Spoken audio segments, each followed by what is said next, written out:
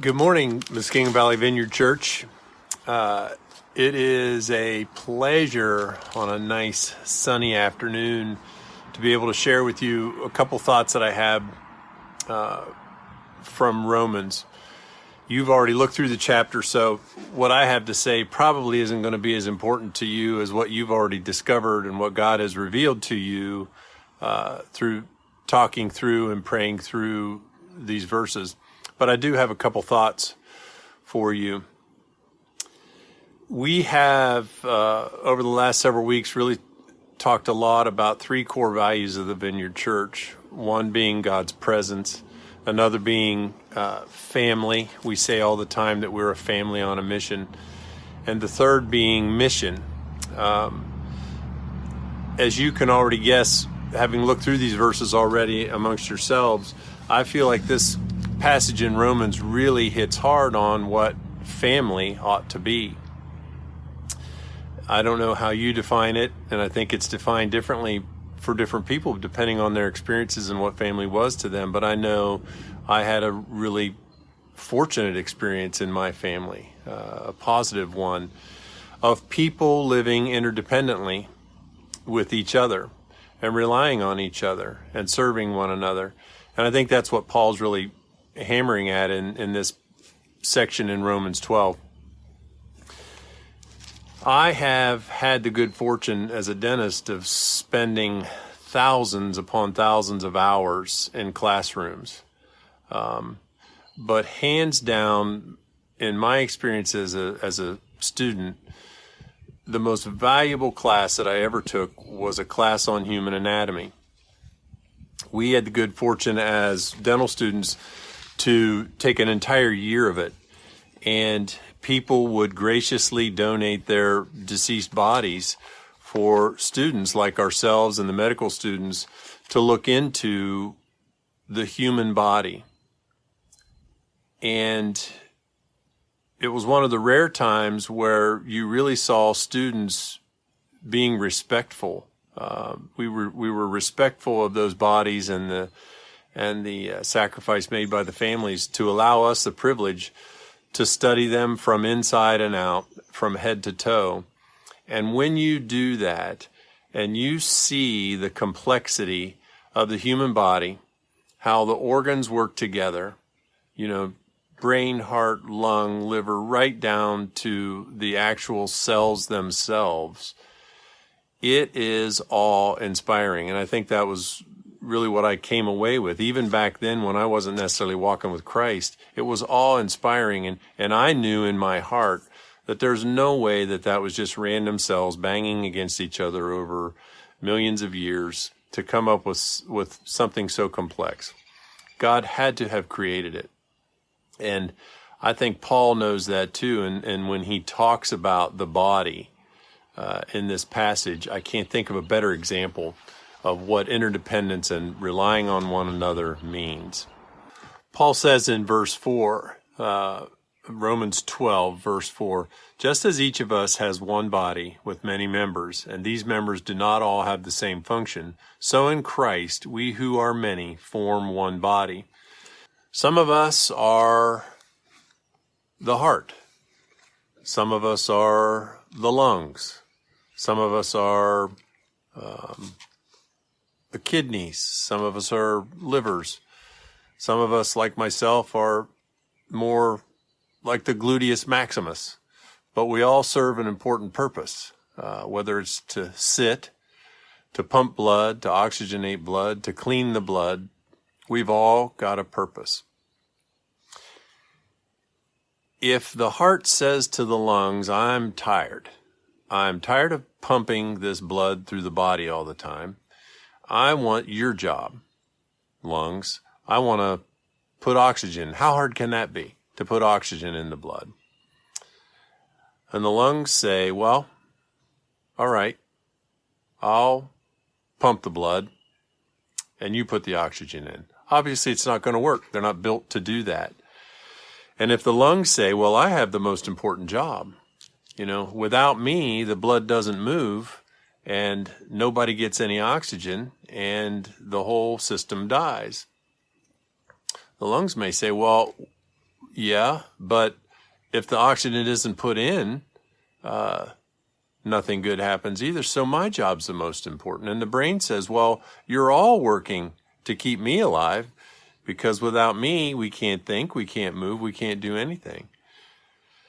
But the reality is the brain has to have the oxygen, the blood has to flow through, and we all have to work together.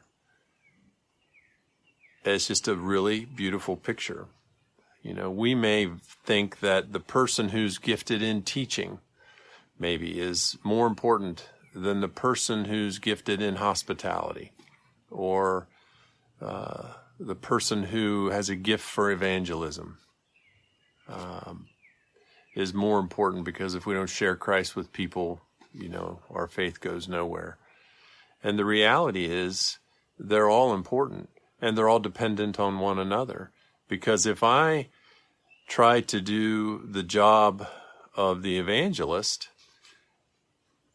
and my gifting is really more towards prophesying or teaching or whatever it may be, one, I'm going to be functioning in a gift that I'm not skilled at. And two, I'm going to be taking away the opportunity from someone who has that gift to not be able to exercise it. Because after all, if I'm doing it, why do they need to do it? And if I'm doing all the gifts, if I'm doing all the hospitality and the hosting and the teaching and the prophesying,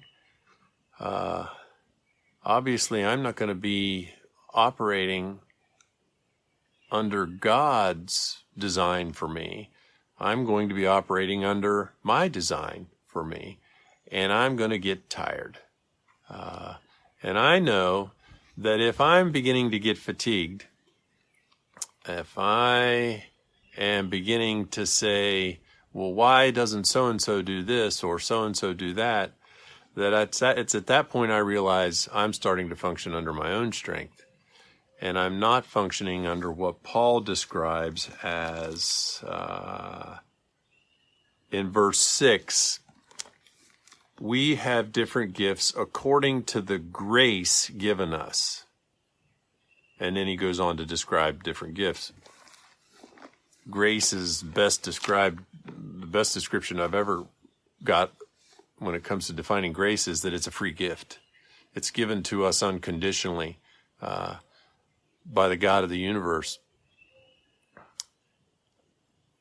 And if I'm trying to function under my own strength, I'm not taking advantage of the free gift given to me to function under and with the gifts that I received freely. Rather, I'm kind of a slave to myself, so to speak.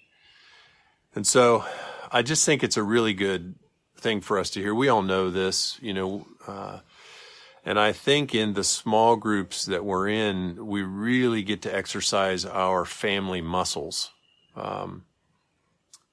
Large gatherings are wonderful. They're awesome, and they fill us, and they certainly perform a need.